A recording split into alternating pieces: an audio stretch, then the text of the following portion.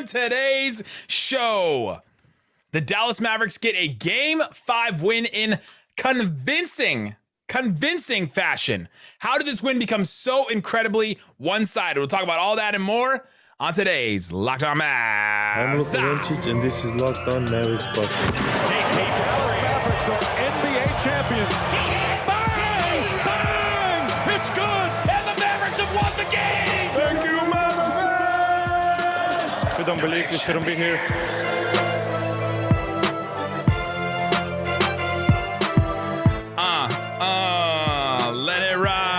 Let it ride. Oh!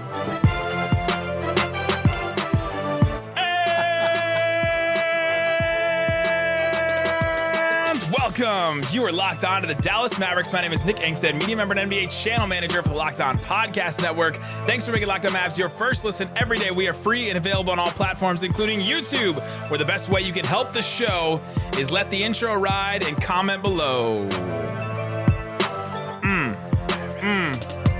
And joining me, as always, my co-host, contributor at Mavs.com, the Shady Rays Righteous, the one more thinking. What you got for me, Isaac Harris? Well, I want to say thank you, first and foremost, to Nick for finally getting me my Shady Rays. Oh, let's go. Delivered. Glasses.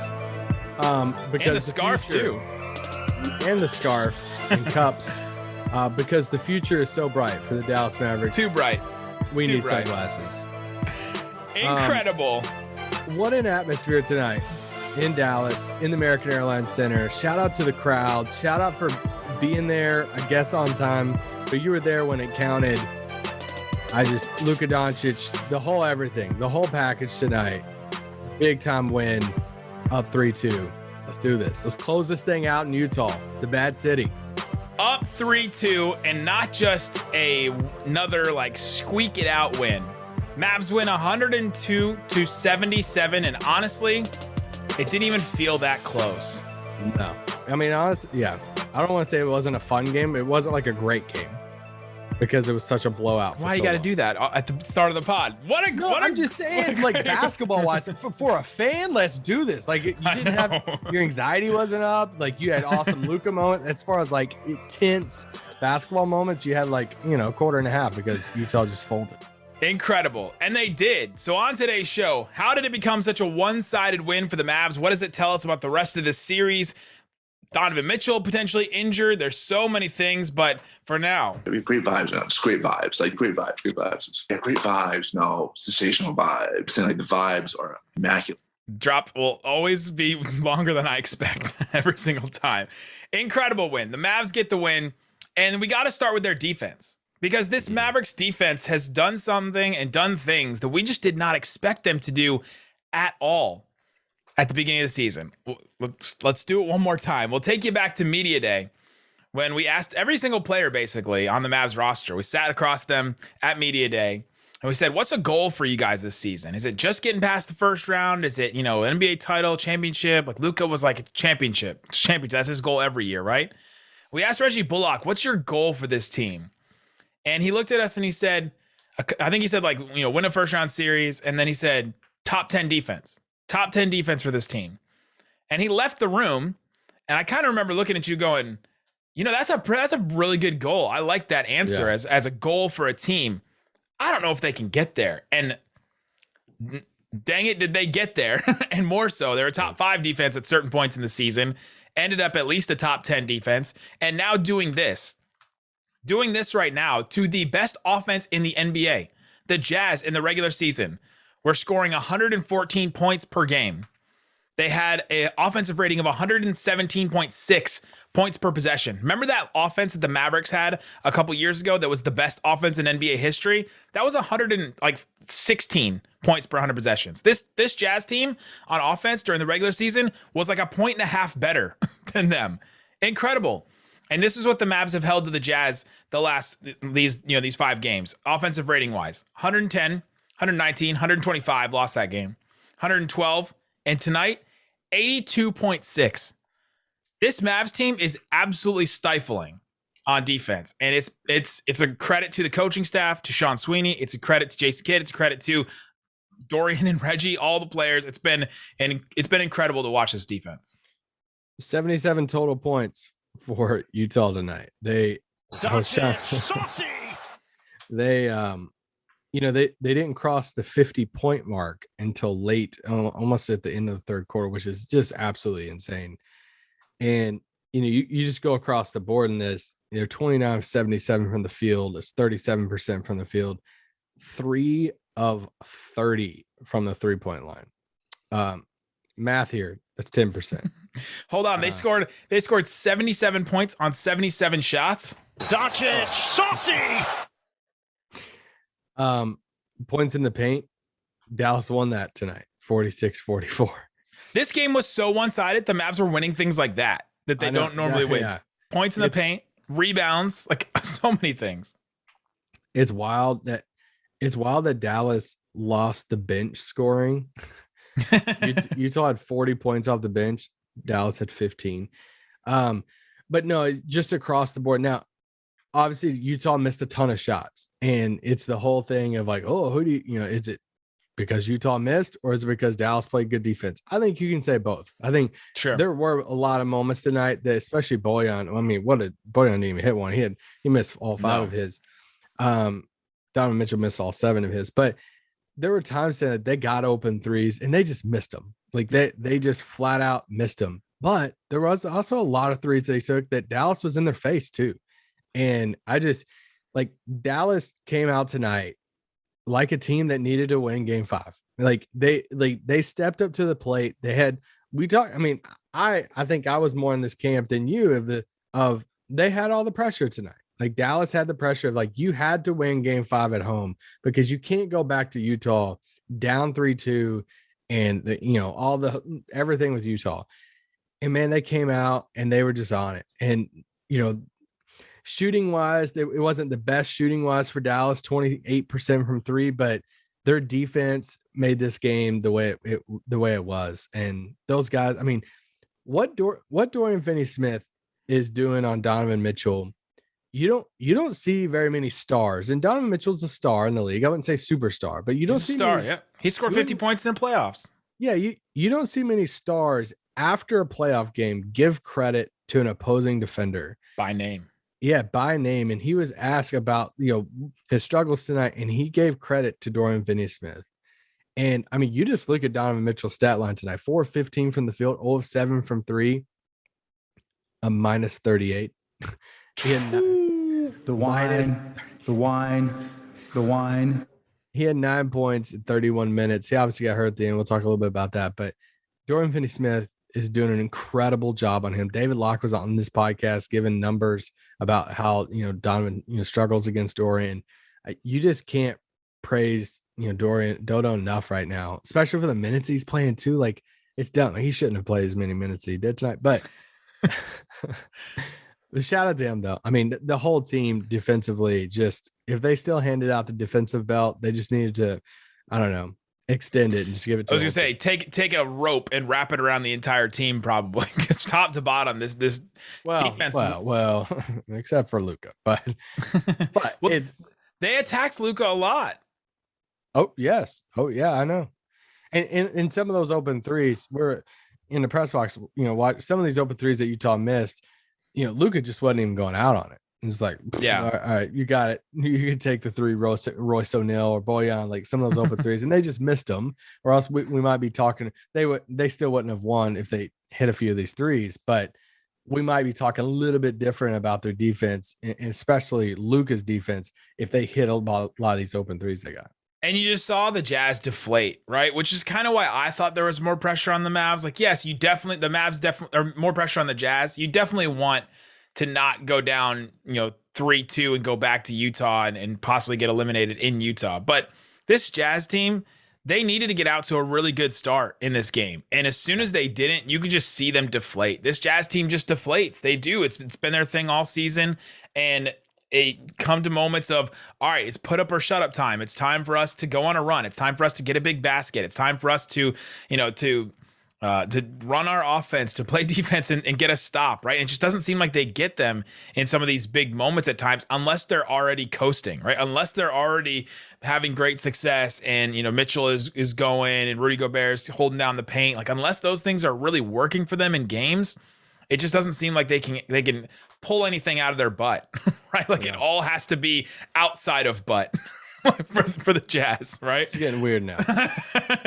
Really weird. It all has to be above board for the Jazz, but the Mavericks offense, I thought, looked more fluid, looked better than it did in game 4. Now with the second game back from Luka. Luka also had an incredible game. We'll talk about that, explain why the offense looks so much better and more. But before we do that, let me tell you about Prize Picks. Prize Picks is the award-winning app that is daily fantasy made easy. If you're looking for a daily fantasy option for the NBA, even throughout the playoffs, looking for something, put some money down on, looking for something to make these games maybe a little bit more interesting. You're like, I don't know if I want to watch Hawks Heat again. Well, just put some Prize Picks on it.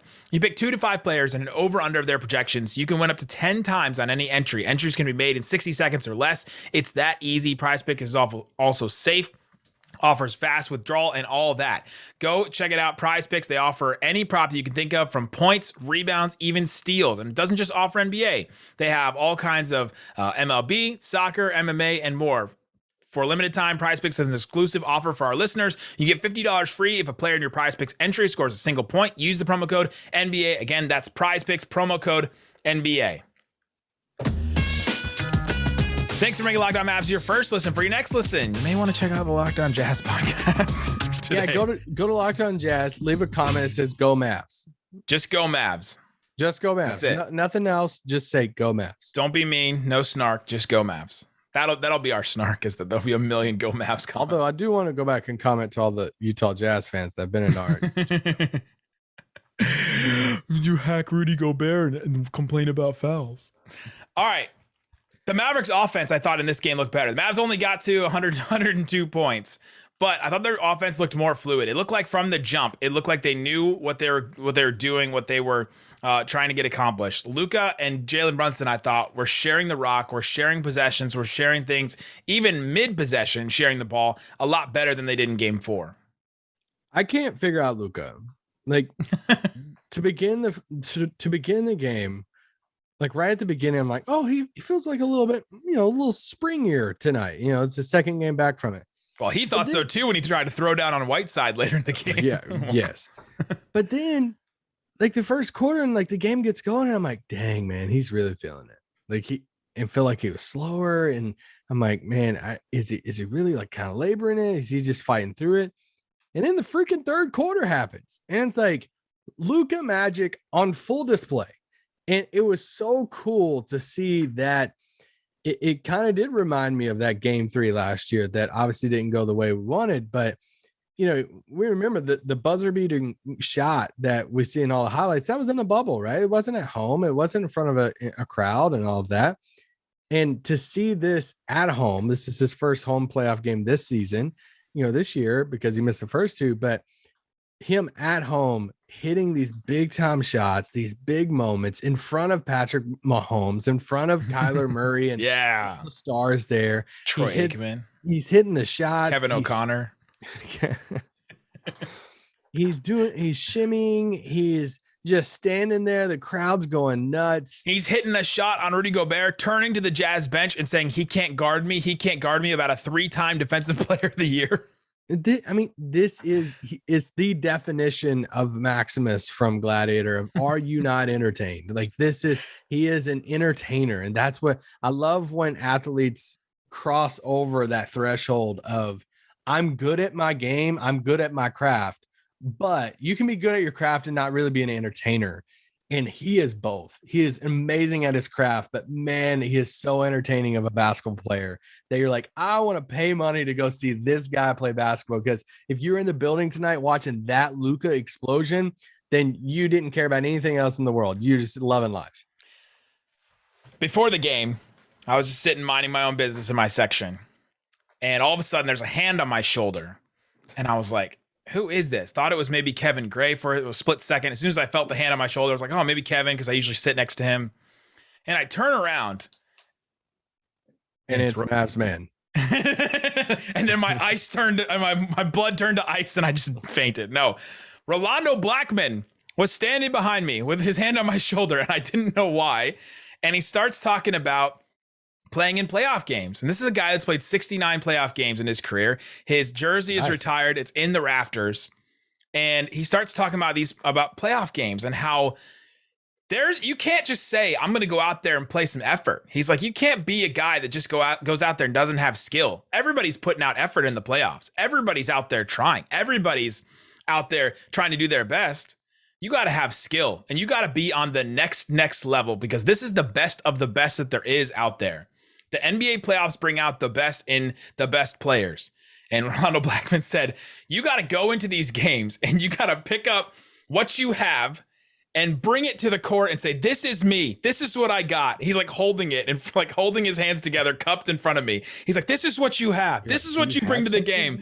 And I promise you, he preached for 5 minutes and he left and I was screaming, confidence, baby, confidence. Did you say amen? Like, did you pull out the guitar? Amen. Yes. Like, let's go. I'll lead the altar call for you, Rolando Blackman. I went to the church of Rolando Blackman before the game. And it's true. And Luka is one of those players that brings it. He's like, this is what I got. Now, he doesn't cup his hands. He like holds his hands out like Atlas, like holding the earth, right? Like he's like, this is what I got. He is incredible. The way that he just controls the crowd, controls teams in the way that he plays offense, right? Like he's like, okay, you're going to come at me. You're going to come at me with this. I'm going to counter with this. You're going to come at me in this way. You're going to send Bojan at me. Guess what? I'm going to get by you. I'm also going to be bigger than you and push through you. You're going to switch Gobert onto me. Okay, I can get by you and I can hit my step back over you. He's got so many options that just makes him a player that can take his game to the next level, because there's so many other things. It's not just, all right, one trick pony and that's all I got, right? He's got so many different ways to go. He scored 19 points in the third quarter. The Jazz scored 19 points in the third quarter. He was 6 of 9 from the field in the third quarter. Nice. 3 of 5 from 3. Just that stretch. It was very like pickup ball-esque in the sense of, oh, this guy's hot, just clear it out, give him the ball. And you can't really explain it enough that that's just not normal. Like, it's not normal for an NBA playoff game for all the other guys on the floor to know where the ball's going, and then for the other teammates to be like, oh, clear out. We're okay with this, because he's literally one of the best players in the world. And he's still not even 100% healthy, but he hits those big shots. He does another heat check, misses it. But that was what, it took that lead. They started taking that lead there towards the end of the first half, but then they just extended at that point in the third. And you're like, hey, this is a wrap. Let's do this. Luka mentioned after the game, in game 1, he used this word. I felt kind of janky in game 1. He said he felt 100% better. He said he felt a lot better in game 2, but you can tell he's still a little bit slow. He's still coming back. And obviously, it's not an injury that you just return from and bounce back. And you're like, oh, well, I taped up my bones and I'm all good. I'm all good and ready to go. I will say I started losing some weeks off my life whenever he was still in the game. And every minute in the fourth quarter that he played, I was just waiting and waiting. I was like, are they going to do a game 82 again? Right. Where he's out there, doesn't need to be, and is, gets hurt on some dumb play where, like, I don't know, Jared Butler just like runs into him to try to get an extra rebound and then steps on his ankle or something. He's in the game. Didn't happen. Everything's fine. He's good. Yes. He's in the game when he tries to do the dunk. I don't know what he was trying to go for. I'm like, Luka, just don't jump. But he goes up for it with Whiteside. Whiteside, honestly don't think it was that bad of a play from Whiteside. And then on the follow through down to the ground, he did kind of, it felt like there's a little bit more to that. And then he stood over him and looked at him. And, another angle, Whiteside's arms are like pointing down at Luka, like, are you trying to help him up type of thing? And man, what a cool moment. Like, this is the stuff that you love to see. And honestly, we praised the heck out of Kristaps Porzingis when he did this in the bubble. Yep. Mm-hmm. Coming to, Lucas A, he was the first person over there. He got a tech and everything for it. And to see Dorian over there pushing, to see Reggie Bullock come over, push, which ended up being Reggie's second. I apologize that you felt that he should have played more. Which ended up being Reggie's second, technical. To see Sean Sweeney with the box out in the scrum there, that was just like, Jason Kidd was in it, but the whole team came over to Luka's defense, and they talked about it post game. I think Reggie talked about it on the Eagle on the radio post game. Reggie said, Reggie was asked, "What are you doing? What were you doing on that play with Whiteside? Standing up for my teammate. That's what I do." Freaking love that guy. Dorian Finney-Smith. I mean, he said something similar to us media after the game too. It's just that was a moment, man. Like that was okay. Like this team's got Luka's back. And I agree with you. After watching it a couple times over and over, I don't think Whiteside did anything ridiculous, but to stand over somebody been thrown out. No, I didn't think so either. To stand over somebody and talk at them is disrespectful. It depends on what he said as far as should he have gotten a technical at all, but he was standing over Luka. He was looking down at him. He was talking at him. Luka was jarring back at him. Like they were going back and forth. After the game, Luka said, that's just playoff basketball. That's just guys going at each other. There's nothing really that Luka saw that was like egregious where he was like, oh, I don't want to talk about that guy, or I hate that guy. He was kind of smiling about it. And then to have Reggie and Dorian come over and just like get right in his face, to be right there, the whole rest of the team basically to follow, the entire bench, the rest of the team that was on the court to come over and help. Sean Sweeney to box out the way that he did and fly over there. Luka was like, we didn't even notice him because Sean Sweeney is so small that he was just, all of a sudden he was just there. It was an incredible team moment. And that's when a team comes together and when a team shows that, hey, we're together. And is it dumb? Is it somewhat contrived? Maybe, but I think it matters. I think it matters. This team is so connected right now. Like even, but is it dumb that like everybody runs to his defense and is like stands in between? Like they're not gonna fight, right? Like they're not gonna fight. But I think those moments do matter. They do matter, and I feel like you do see some, scrums or scuffles to where the team is kind of like, oh, what's going on over there? Like they might walk over or something. Like these guys came sprinting over, like, no, and Whiteside deserved a tech because he pushed Dorian and pushed Reggie. I just don't think he should have been thrown out for it. Yeah, give him double techs, all that. But it's that stuff. It's the Dorian post game talking about the bench. He's like, man, I don't think Theo and Tim sat down the entire game. This team is so connected and they have such their team chemistry is just off the charts. I'm telling you, the worst seats in the AAC are right next to the Mavs bench around where Cuban sits. The worst seats. You can't see anything. Like, there's no way. You got the whole team standing in front of you the whole time. Coming up, Luka, Gobert. Back and forth. The crowd. He sucks. Coming at Rudy Gobert. And more. We'll talk about all that and what else got this win on today's Locked On Mavs. But before we do, let me tell you about BetOnline. #1 source for all your betting stats and info. Find all the latest sports developments, league reviews, news, including this year's basketball playoffs, the start of Major League Baseball, and everything. Check it out at BetOnline. Let's go ahead and see what the series odds are for this. Ooh, they took down Mavs. They took down Mavs Jazz. They just took it down. Smart. Bulls Bucks. Hold on. The Bucks are a minus 20,000 point favorite. You would have to put down $20,000 to win 100 for the Bucks to win that series. If you're that desperate for $100, then I don't know. Try something else. The Grizzlies, a minus 275 favorite against the Timberwolves. That one's interesting. And here's mine that I was fascinated by today when I saw. The Suns, only minus 3,000 against the Pelicans now that they're tied up. At the beginning, before the series started, it was minus 4,000 for the Suns. It was the biggest difference in any series. Nuts. Go check out that and more on BetOnline. Head to the website today. Use your mobile device to learn more about the trends in action. It's BetOnline, where the game starts. All right, Isaac Harris. Rudy Gobert. Almost the Jazz leading scorer. He was for a little while until Clarkson hit a couple extra buckets. He had 11 rebounds. He had 5 fouls. He didn't think that he did any of them. Of course. There were several Rudy sucks chants during the game. David Locke texted me during the game and said, "This is a bad bid if you guys want Rudy Gobert to join your team next year from Mavs fans." I don't think all the Mavs fans want Rudy. Possibly not, but there was a moment also where they're chanting Rudy sucks and he just like goads the crowd on. He's like, come on, bring it on. Let's go. He talked about after game 4, we love shutting the crowd up. We love shutting the crowd up on the road. And he did not do that in this game at all. What?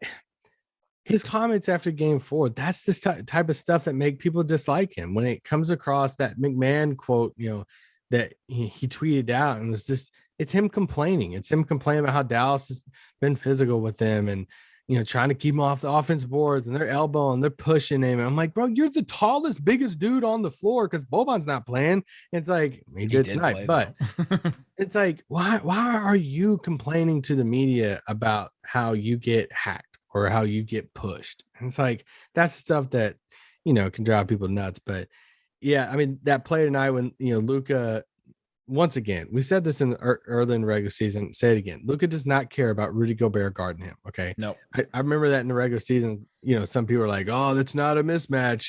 That's people, Luka might think it is, or Mavs fans might think it is, but it's not. He does not care. I'm perfectly fine with that, even with a gimpy leg. And that play under the basket where he's pump faking and everything, and gets the foul, Rudy, and throws it up and won. And it's just Draymond Green's tweets, during the game about Rudy was just, hilarious. They said that the Mavs are dominating in the paint in this series. I wonder why. That was Draymond Green's tweet, which I don't know who's telling him the Mavs are dominating in the paint, because they haven't been, but yeah. Then he had another one where he's just laughing after, one of these Rudy moments, but he doesn't suck. Like, we're not saying he sucks. No. He does not suck at all. But they did do a really good job keeping him off the offensive glass tonight. He only had 4 offensive rebounds compared to 10 last game. That was huge. That's when, they wrapped him up a few times. He did hit 5 of his 7 free throws. Free throw battle tonight, if we want to say battle.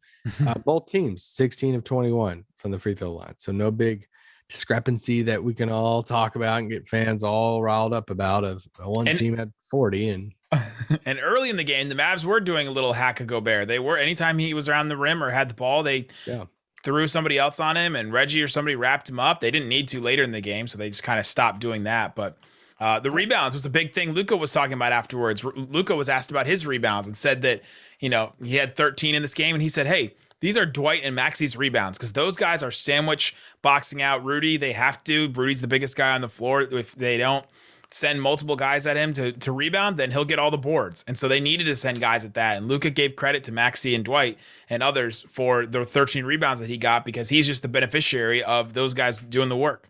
Yeah, it's the Westbrook rebounds. But just kidding, guys. Just kidding. I think he works for them. What I just didn't understand at all is, I'm not saying Eric Paschall is the answer and that he would have changed this game drastically. I was just dumbfounded that Quinn Snyder just didn't try it earlier. Like, I mean, he was a +1 in his 8 minutes, so maybe he was the answer. He played 8 minutes. It's like, how do you? I was texting somebody that was at the game, and they're like, "This is almost like embarrassing that Utah hasn't even tried it." Like, you're down by almost 30, and you still haven't just thrown it out there. Something that gave you a spark in one of the games before, and it's like you haven't even tried it, and yet it was when Whiteside was out there. Why?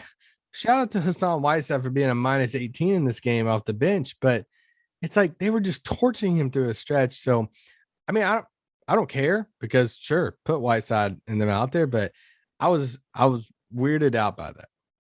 It's almost as if Quinn Snyder has his system, has his, guys that he wants to go with, or maybe he's been given instructions from above, and it's like, I'm sticking with this. Like, I'm taking this down, right? We're the Titanic. We're gonna drive into the skid. We're gonna steer into the skid, steer into the iceberg, and it's like we're just gonna keep doing this and keep running it into the ground. And the only way that they would play that smaller lineup is if one of the bigs got in foul trouble or something. It's just so weird that they found that success in that. Now, I do think they found success in that smaller lineup when Luka was not playing. When Luka plays against a smaller lineup, especially if like Mitchell and Conley are both there. I actually saw Reliably mention this. You can't play 2 small guards against Luka. You just can't. Like, they just get pummeled so easily. Like, anytime those 2 guys, there's 2 options on the floor for you to switch, and all of a sudden Luka is just in the paint and scores above you. Luka hits so many fadeaways, turnarounds, the stuff over top of guys, and Conley and Mitchell are just like food to him, right? He just doesn't he doesn't need much against those guys. So they should hunt those guys more, though. That's what I was. They should too. Instead of always hunting the Whiteside Gobert guy, why don't you go back to hunting Mitchell? Anyway, we won the game, so I don't want to. Yeah, mom. Yeah, we won the battle. Yep. Yeah, we did. Except for Jordan Clarkson. Continues to play well in this series. Jordan Clark. No, okay. So this game matched so many of our rules of this series, right? I was thinking about them as the Mavs were winning. That Jordan Clarkson, he had 20 points in this game. Bojan had 2 points. That matches one of our rules of Clarkson. If Clarkson scores more than Bojan Bogdanovic, then it's good for the Mavs. Mitchell was held under 35 points. Mitchell, 9 points in this game. Just an absolute awful game for Mitchell. And he went out with injury at the end of the game. He was holding his hamstring. He was walking out. That didn't look good. It didn't look good. The cynic NBA fan in me that just watched a whole season of Ben Simmons and Zion Williamson thinks, is this guy just done playing for the Jazz and doesn't want to? And it's like, hey, let me just get out of this last game and not have to play in Utah. And let me just get out of here like unscathed at the end. But if we take him at his limp, then, hope that everything's okay for him. He said he was okay. He said that he was okay and that he shouldn't be affected for game 6, but we'll see. They're going to get an actual opinion on it on Tuesday. I mean, if he doesn't play, it's a wrap in this series. But Bojan, I know you mentioned Bojan, but Bojan didn't have a very good game at all. I mean, he didn't even hit a shot in this game. Turns out, if you try to pick up Luka full court for 2 games in a row, you don't have much left in the tank on the offensive end. Turns out. That's very true. And one of the stats you didn't mention was they shot 43 threes tonight. They shot threes, and my last one was Luka doing wild Luka things. That was my other one. But yeah, 43s, and the Jazz only took 30. We still have not seen the Jazz take even their like normal. Their average was 40. Average for 3. What did they take in game 4? 29. 35 they took it in game 4. That's the most they've taken this series, right? It's either been between 29 and 35. They keep them right in that number. They don't let them get to their average of 30, and that's one of the reasons why they've just been playing so well defensively, is because they're just running them off the 3-point line, and it's been working. Yeah, a lot of game plans working for Dallas. Now you just got to continue it. They get a couple days here to get to Utah. This is obviously Monday night. You're listening to this on a Tuesday, and there's no practice tomorrow. They'll practice on Wednesday.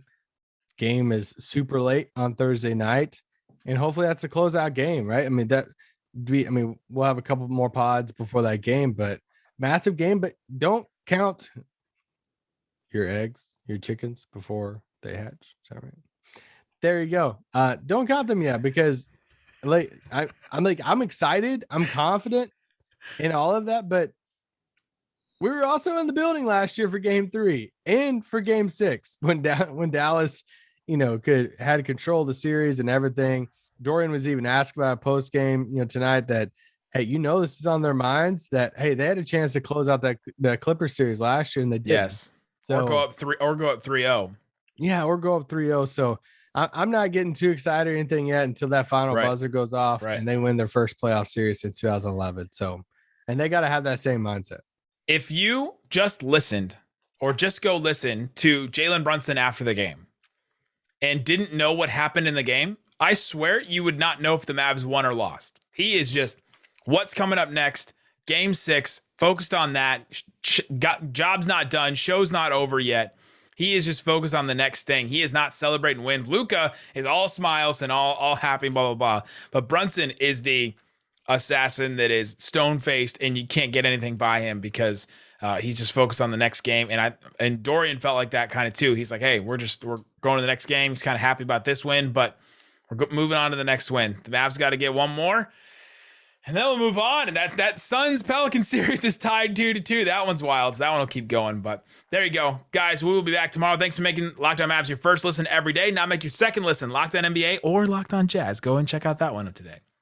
Locked On experts covering your biggest stories around the NBA every Monday through Friday in 30 minutes. It's free and available wherever you get your podcast. Guys, thanks so much for listening to Locked On Mavs. Peace out. Great vibes, man. Just great vibes. Like great vibes. Yeah, great vibes. No, sensational vibes. And like the vibes are immaculate. Boom.